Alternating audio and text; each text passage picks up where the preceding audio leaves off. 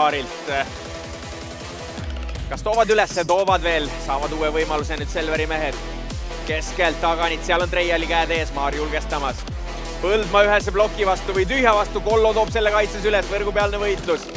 Maar keskelt taas kord ja hästi Treial võtab keskelt kinni ning lõpuks saavad ühe pika pallivahetuse nüüd Võrumehed ka enda poolele.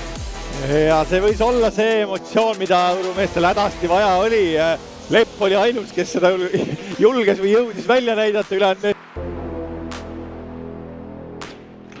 Jefanov Kerivaga nüüd hästi käes Renatol.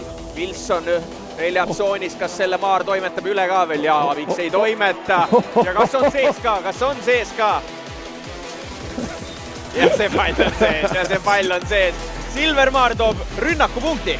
Just, ja ma tahaks näha, et see oleks ka statistikas ikkagi olemas. Ja saime ilmselt sellise selle aasta highlighti ka, et mida hakata nüüd üle tegema. Mehed seal tagameetris on, ei tugev hüppetserv, tähe vastu võtnud kaugel. Paes ühe käega tõste tähele ja uskumatu. Ma ei tea, kuidas siin neid top 5 tehakse, aga see punkt võiks küll seal olla. Vastuvõtul täht on raskustes, Paes toob väljaspool mänguplatsi ühe käe. Hea planeeriv serv on tähe peale. Paes alt, Uuskari kahene plokk, pall on mängus.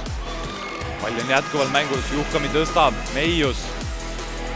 Alari Saar on kaitses, hästi Paes, viskab Uuskarile, Uuskari. Ruomivara teeb kaitsetööd, Eerma, Meiusele, ühene plokk, Saar on kaitses all, Paes. Paes annitab ise, aga pall on mängus. Juhkami mängib üle, Uuskari, Paes, selja taha Piitale. Ja Piita lööb võimsalt ja võtab selle väga-väga olulise punkti. Üksikud, aga väga hea serv. Paes viskab vaheks ja Opstigi, nagu ma ütlesin, siin lustitakse.